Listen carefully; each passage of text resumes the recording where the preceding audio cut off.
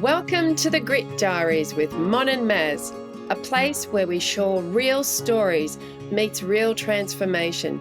Each episode, we share the journeys of everyday people who's faced life's hardest moments and found their way to hope, healing, and purpose. May their courage inspire you and in the world around you. Let's get inspired.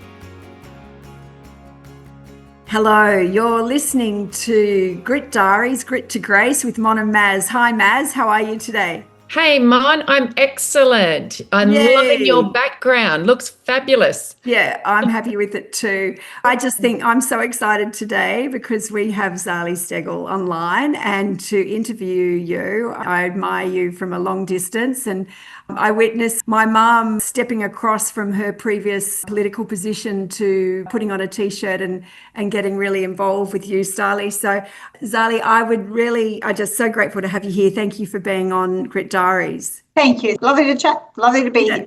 Thank you.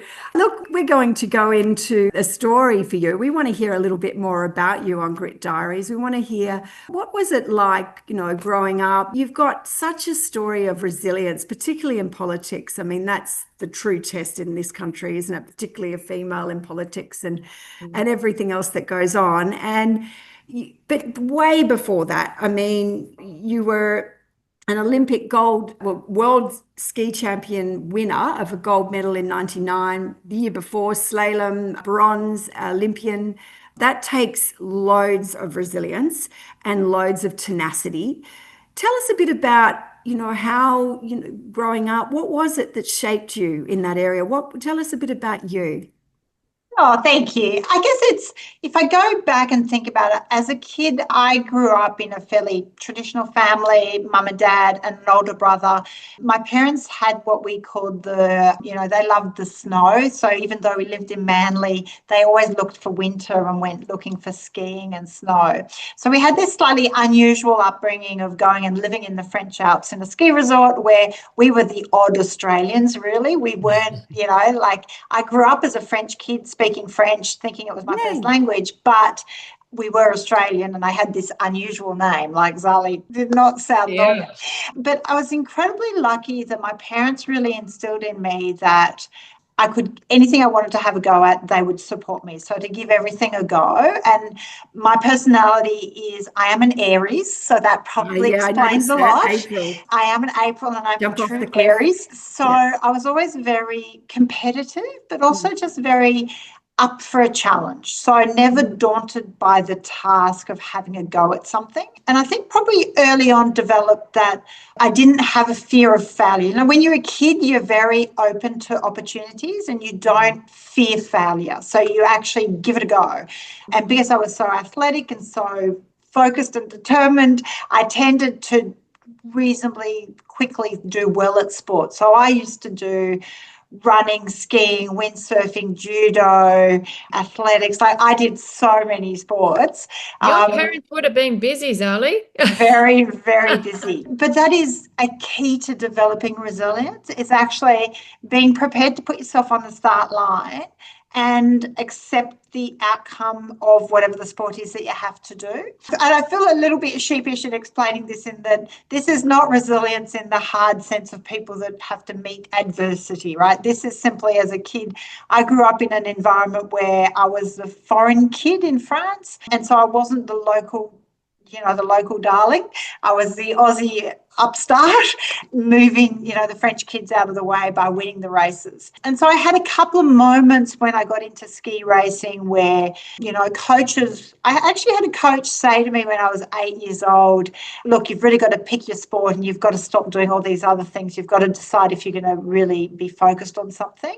And then I did have a coach when I was 8 or 9 say to me, look, you're determined and you're hardworking, but unfortunately, this girl is actually just more talented than you. So you're just going to have to accept that you may not do as well as her, or you're going to have to work a bit harder at it than her. Yeah. And that was literally like a red rag to a bull for me, because it was absolutely a moment where I do remember I'm going to show you. Let me show you. So, I would say my resilience did not come out of adversity. It came out of challenge. I think it's important to highlight there, Zali, right on that exact, it was like a red flag to a bull. There was 2 ways that you could have gone with what you were told, and it could have made you recede, or it's actually going to catapult you forward. Absolutely. And I think that's really important to note. Yeah, and because I think you have those moments in your life where there are going to be obstacles, and people might want to pull you back and, hold you back.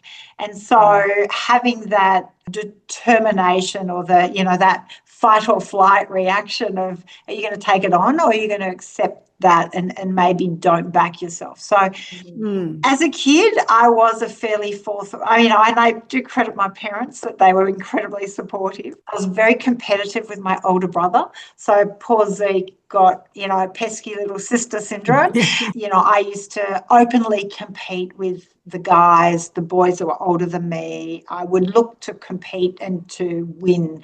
So, I have mellowed a little bit since then, but that was very much me as a kid. And so then to get into skiing, I guess, came back to live in Australia, went to school in Australia. Obviously, living in Manly, this is not a ski resort town. It required quite a bit of challenge to continue with that.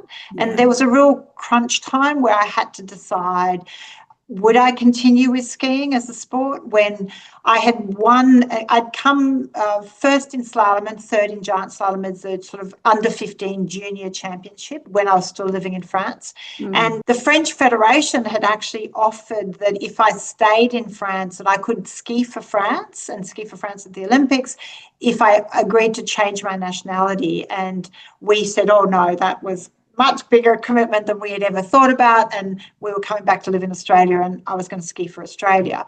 But I really had no understanding of what that meant in terms of living in Manly, travelling to the snow, travelling to Europe, and being very isolated. And it's hard to explain this to kids now, but, this is a pre-internet era. So I used to go to Europe for 4 or 5 months at a time. Phone calls were expensive. You didn't have mobile phones. I used to have to do my studies by correspondence and fax my assignments back to my mum. You didn't just switch on the internet, turn on Facebook and follow your friends. You were very isolated. So, it took a lot of dedication to persevere with skiing from Australia, because I actually ended up doing 13 years of winters in a row, so 26 winters in a row, Australia and then Europe and back. And, I went to my first Olympics when I was 17 years old, and I actually had to quit year 12 from my HSC. I had to leave the girls halfway through the year at school. I was at Queenwood, and I had to basically defer to have a shot at going to the Olympics and being selected, and then come back and do my HSC by correspondence the year after. So it's not a hardship in the way many people have hardship, but they were key decisions I had to make at a young age, where I had to be very clear about why I was making that decision, the sacrifice I was making for the goal of trying to go to the Olympics, and what work and hard work it was going to take to achieve selection. But then also, my contract with my parents was that I could focus on skiing as long as I still studied and did well. Like plan B had to keep moving along. I had to still do my studies. Yeah, which you did and became a lawyer. So you managed both. How did you do that? That's a lot of good hard work. Yeah, look, I mean, as a kid, I went to Queenwood. I used to spend every weekend at the snow training and every school holiday. So, the parties and all the normal teenage stuff, you don't do. There was no time for that. Because all your friends, what were they doing at the same time? Because yours sounds like, it was a lot of discipline, a lot of dedication. You had a focus. What were all your counterparts doing? Were any of them built like you, or everyone was off party mode? Not in Australia, I've got to say. So, the girls in Australia, my friends, there were some that were sport and study and academic, but no one was quite doing what I was doing. And it's a very individual sport. So and again, Australia as a summer country, we didn't have much of a focus on winter sports in those days. So when Australia is watching the cricket, I'm over in Europe ski racing and, no one's caring about it. So you were always very at odds with what was happening in mainstream Australia. My friends at school didn't really understand it, especially when you don't have social media or phones and, you didn't have an online presence to stay connected. So my friends would literally, I'd come back 4 months later and they would accept me back in like I hadn't left. But it was very, very different, very isolating. And so it meant that you had to be that much more determined and I guess resilient about the highs and lows that you experience. But self-reliant. Yes. Really self-reliant. I think there's a beautiful statement that loneliness is absence of self and solitude is presence of self. You clearly got a sense of who you were at a young age and a sense of, you could be alone and be in solitude and be in presence of yourself. That's a pretty mature thing it's a gift at such a young age. Yes. Yeah, look, I look back on it now and as a mum, I look at how protective I was of my kids as teenagers. And I think of my parents that agreed to send me off for when I was 14, 15 for 4 or 5 months at a time to Europe, getting a phone call maybe once a week. I didn't even have a driver's license at some point, so I relied on lifts and other teams helping me out. It was I had some incredible opportunities and experiences, but some really daunting experience as well, which at times could have broken me or really, you could have thought about doing something a bit easier. At the time, it was always about finding a way through. But you're right, Simone, in terms of that. There were times where it was lonely in that you felt quite isolated in that environment because the European girls that I would compete with, they would go home to their towns, to their, to their friends and families. Yeah. I would go back to my base camp on my own and just have to, work. And if you've had a great race, if you've had a good day, it's easy, right? You're on a high, you've got the endorphins, everything's good, you're feeling good. But you have a bad day, you have a bad race, and you come back to your base camp and you have to take stock. You have to learn to shed. You have to learn to let go of the bad day and then focus forward. So as a result of all my years of sport, I am a very forward-facing person. I tend to analyze very quickly the outcome of something, good, bad, what I could have done differently, how did it go? And then I don't dwell on it. I kind of move on to what's next because that's what you have to do in sport. You can't stay stuck in the past. You have to keep focusing on what the next step is. So I think in so many ways, my skiing are key to my character, I think, but also to my, they taught me my work ethic and how I respond to situations. Yeah, fantastic. That's amazing. I'm absolutely loving that. And I'm curious, when you just going back a little bit, when you were going back to base camp, were you on your own? You weren't over there with a host family of any description? It was on your own? on my own. And that was from like an age of a 15, 16-year-old.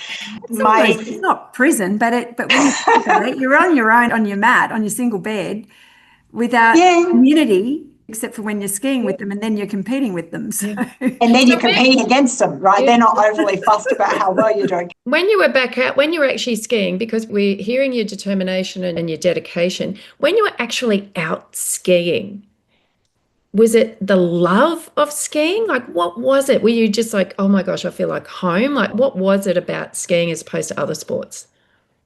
It's hard to describe. There's a sense of freedom and speed and flow that comes from skiing and trying to do the perfect run, the perfect turn. It's a little obsessive, which most sports people are, right? The reality is to become excellent and elite at something, you have to dedicate the 10,000 plus hours, and you have to become quite obsessive about every little detail to get it to perfection. And so obviously the perfect run for skiing was, I would go out and do many, many hours of training, and you would analyse every turn and every aspect and try and develop the nervous and the reactions and the technique and all the technical elements that would go into it.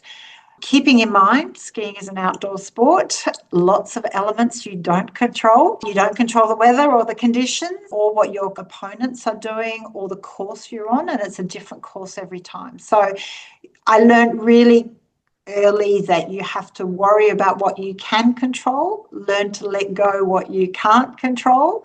Don't let the things you can't control impact your outlook on the possibility of a day. Right, so if you're at the start of an important race and something has happened that's beyond your control, you can't let that impact the opportunity of that day, right? You can't say, my chances of winning are gone. Like, you have to keep that positive outlook. So, look, I've got to be, I did not know how to do this from the start. These are things you develop over time through trial and error, through some races go really well, some don't. Some seasons were really tough, some were good. And I worked with professionals to help me understand how to break it down, identify what are the things I can control, what are the things I can't control, what kind of mood should I try and be in to have my best outcome on a race day. And funnily enough, with my coaches, we identified that my two moods that were most successful were either happy or angry, which is tough because angry, you're fired up. Yes. But that is a very tiring mood state to be in. You can't be that all the time. Yeah. And you can tip it over to a point where it's not successful. Whereas happy and upbeat and getting endorphins flowing was something you could control better. So that was what we would focus on. Yeah. They do say the gift of anger is insight. Often it's only when you finally get really angry about something that you get that real aha, I've got the, so it's, so I would imagine, but yes, it is way more exhausting as an emotion than it is. But anger can help you break down inhibitions or self-imposed barriers. So if you're holding back in some way, or you've got an inhibition, or you're, not quite prepared to step up, anger can somehow nearly emotionally override your caution to put a bit more in, which can make a difference in sport. But as I discussed with many a sports psychologist, it is not an ideal state of emotional. So, and I'm just thinking back on your detail too, learning the detail of every turn. I'd imagine that would have helped you in your legal career and also now in politics, because you've got to, read detail of recommendations to Parliament, et cetera, et cetera. So I would imagine that detail focus that you had as an Olympian would have helped you in your legal career and today. How would you agree? Yeah, look, the sport definitely. So I went from obviously 13 years, 14 years of sport to I loved debating at school. So I wanted to be a barrister, an advocate. So I did a Bachelor of Arts in Media and Communications during my skiing years by correspondence. And then when I retired from skiing, I studied law. while having kids. I was always very keen to multitask. So I had kids at the same time as You my threw law yourself degree. in the mosh pit. Yep. Absolutely. I was always keen on the bar and going to court and being an advocate on behalf of, clients. And I really enjoyed that. It is very adversarial, which ironically is very similar to sport. The bar, you are a sole practitioner, you are there on your own. It's like your race day. You stand up in front of the judge and you have to trust your preparation, think on your feet and do the job in the moment. You have to be comfortable with the responsibility of the task of what you're doing on behalf of your client, and then be, problem solve as things evolve and happen. So a lot of similarities, ironically, with sport. And I actually think the perfect mix, sport to law to now be politics, is actually what I do now is a perfect mix of everything I had to do before, because it is about, you have to problem solve, you have to do the planning and the training and the preparation, but you have to be okay in the moment where you do have a strong fight or flight reflex in some situations, live interviews, parliament, question time, forums or debates. They can be challenging environments, but you have to, I think the more you practice your resilience and your ability to cope with being uncomfortable, the more you can handle it. But I find politics it's an opportunity to, rather than helping one client at a time as a barrister, I'm sort of trying to go to the system behind it. And, we can help more people by having better laws. So Parliament is where we form the laws and the policies. So trying to have a bigger impact. Fantastic. So Zali, tell us a little bit about a story or any kind of moment, a moment of resilience that you really had to really rise. And just share something that is memorable to you and impactful and it made you the person you are today. Oh, look, there are many moments, I think, for everyone in their lives. And I think I've been incredibly lucky throughout my life. So I am, truly appreciative of that. I guess through sport, my Olympics, I went to my first Olympics when I was 17, then when I was 19. And I remember going to those Olympics in Lillehammer, and the media were often quite hard. Especially, I'm 17, 19-year-old, you're doing your best. And I remember some journalists were really making fun of, really ridiculing my performance and what was I there for, and that I was embarrassing Australia.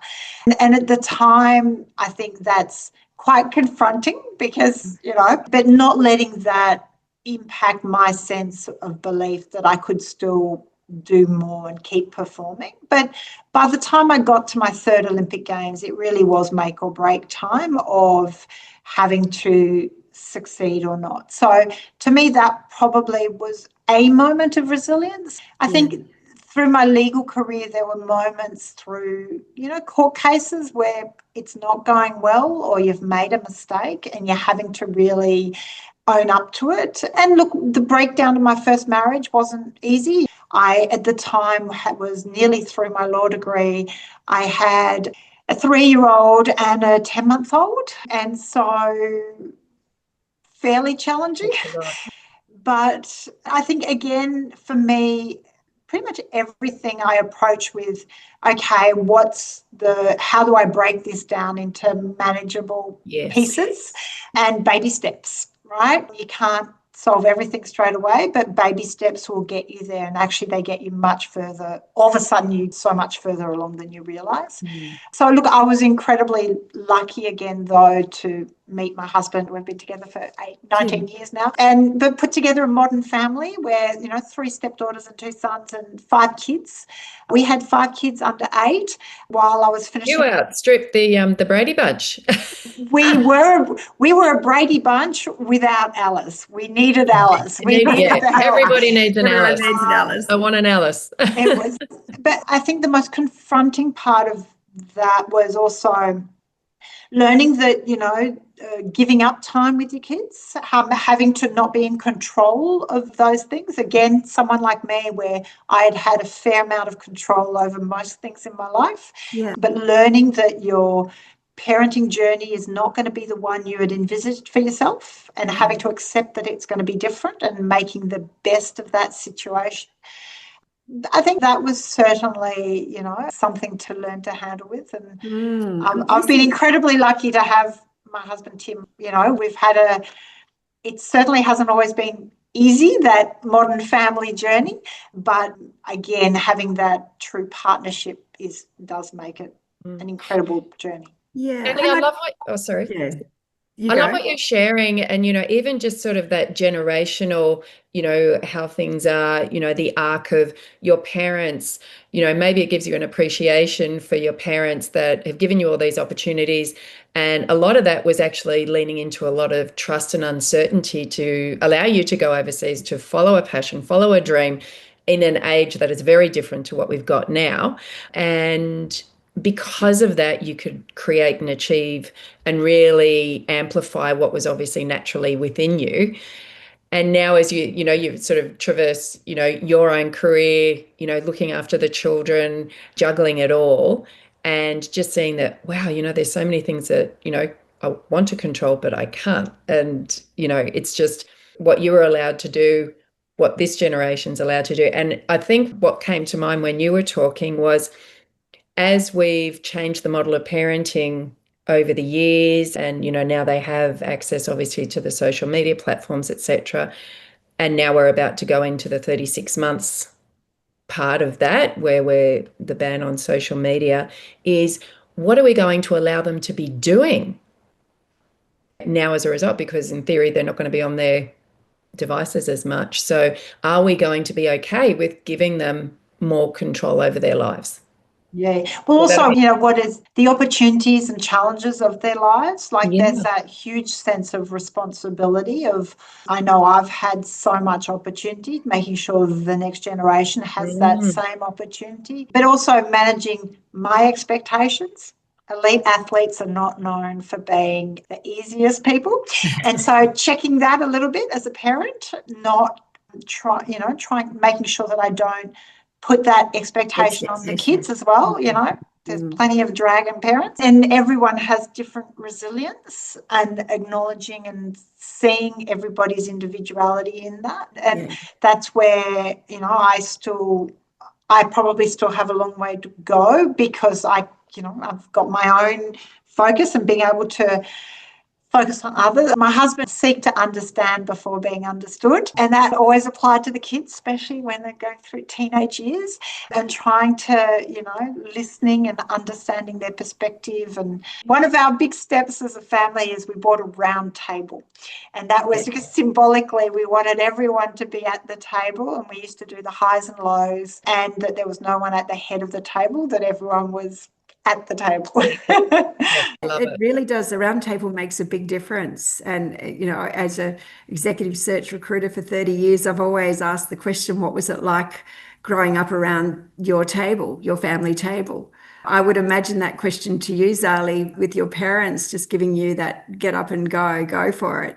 They must have also, you might have had physically a round table with them, but they surely gave you that sense of, that sense of autonomy and ability to sort of make big decisions and go for life.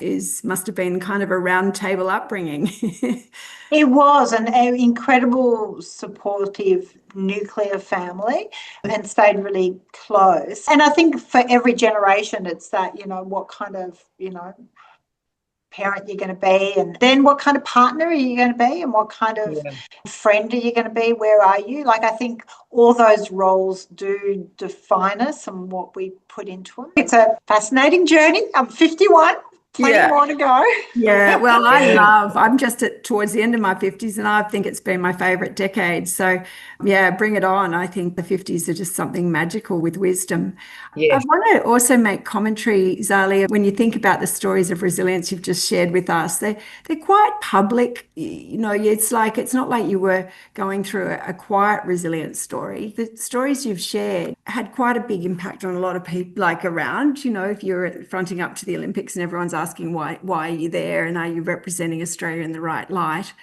in court cases, it's also quite public. If you're making mistakes, it's not like you can hide. You're so beautifully aligned to be in politics because you've had to, from early age, deal with large public groups, I suppose.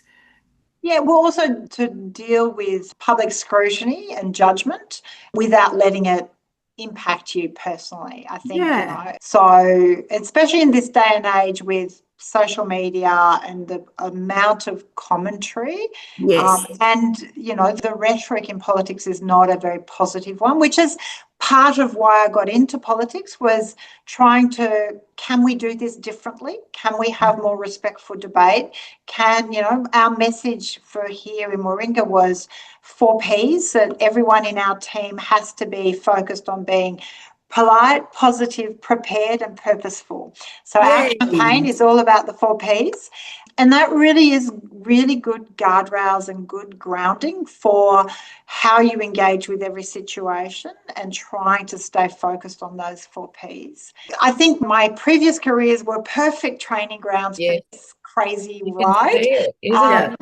But then keeping in mind, it's still important to have a balance and having, what are the things that give you joy? What are the things that help you decompress from the stress of the job? Because there is a huge amount of responsibility of, from the big existential problems of worrying about where are we going as a nation, security, defence, climate change, to health issues, to individual cases of trauma and problems. The office here in Manly, we are NDIS, Aged Care, Centrelink. People only really come to us when something is going wrong in their life and they need help fixing it. So it is, how do you let go of the negativity of that? Yeah. So what do you specifically do? Could you share with the audiences techniques, strategies, tools that you personally use to help? Yeah. How do you defrag and get into the third space?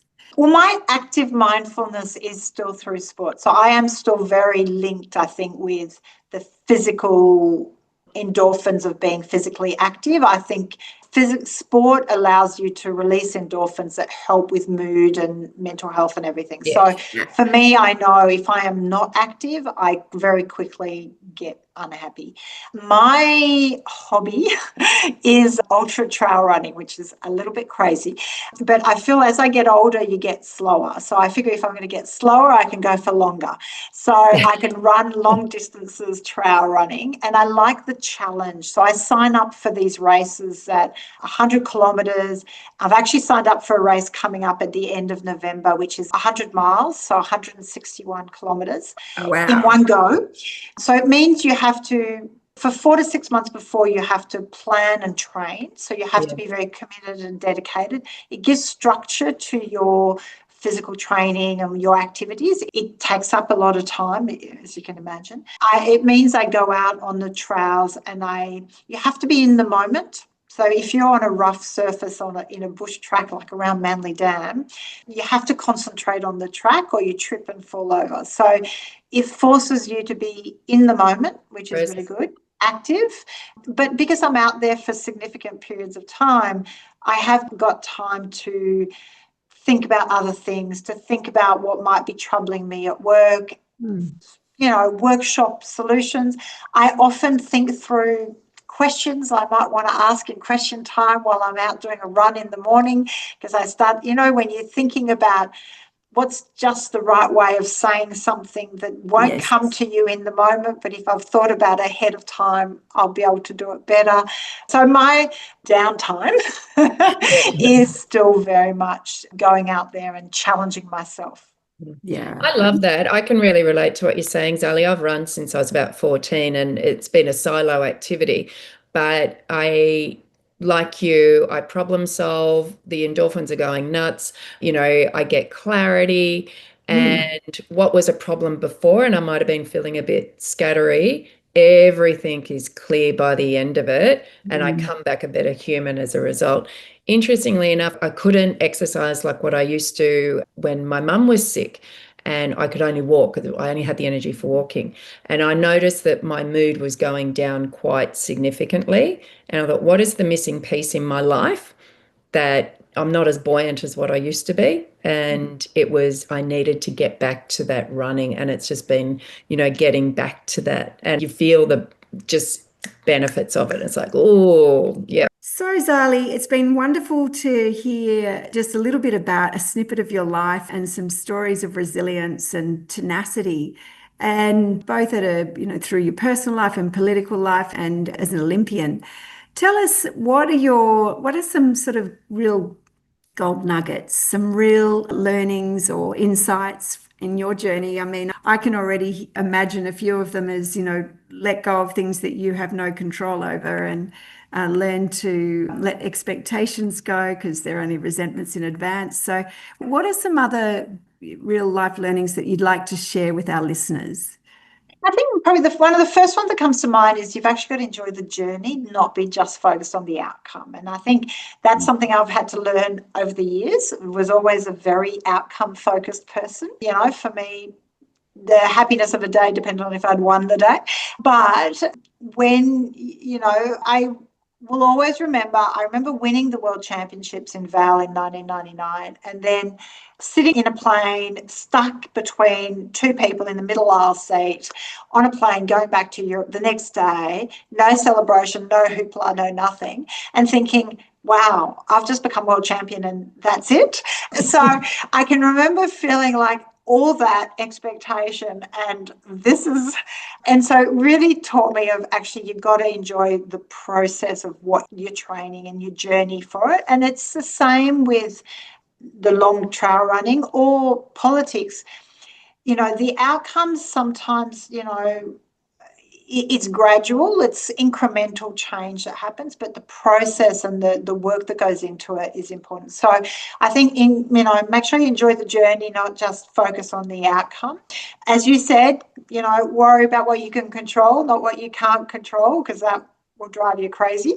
And don't be afraid of failure. You've got to be prepared to fail to succeed. Like, you have to give it a go. I firmly believe when we all get to the end of life, you're not going to look back and think of the things that didn't work out. You're going to think, you'll only ever look back and regret the things you weren't prepared to have a go at or didn't try. Yeah. So I think, back yourself and give it a go is really important. Don't be afraid of failure. Failure is first step towards success. Like it really is.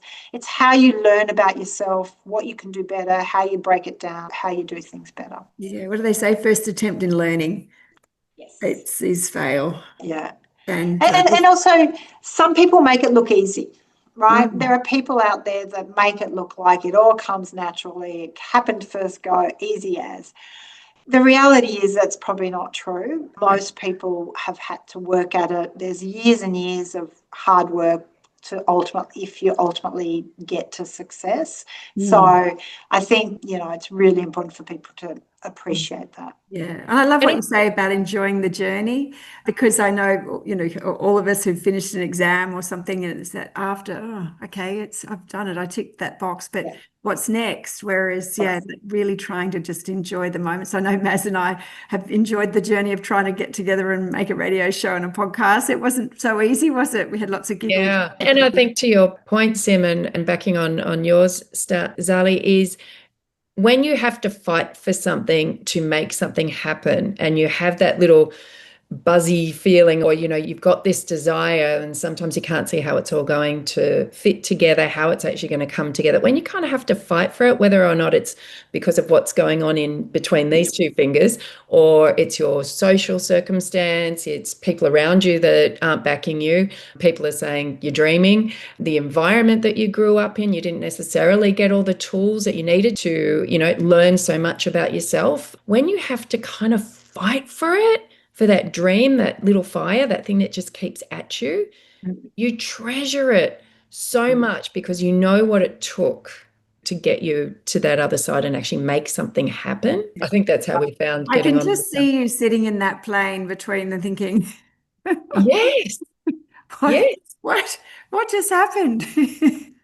Yeah. Well, and also because you have to go to the next race. I mean, I appreciate it so much more now with the trail running because you're training for months, hours and hours and hours of training, to then you get into this bubble of an event where for 24 or 30 odd hours, it's going to hurt and you're really going to be tested.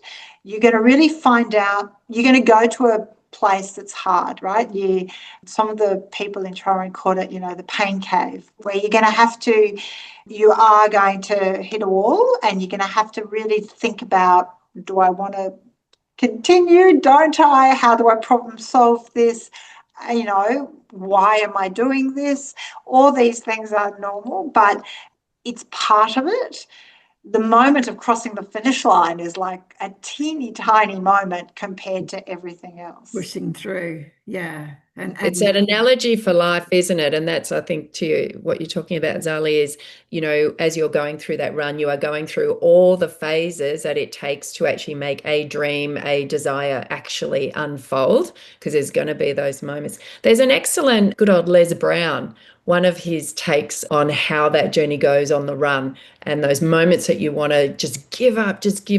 And then there's this moment of breakthrough and you know you've got this. And it's still hard, but you know it, you believe it, you're all in and off you go. But it takes so much before that. Zali, thank you so much for being on our show today, and we look forward to watching all the things that you've got in store for the local area and to spend your time here. I have to say, I have twins that are competitive dancers, and I can't wait to actually share this interview with them as they're about to head overseas with their dance. And there is so much wisdom in what you've had in your journey, and to actually sort of see how the pieces of the puzzle kind of fit together to be where you are now. Completely inspiring and so valuable to so many people that will be listening and watching. Thank you so much, Zali. Fantastic. Thank you.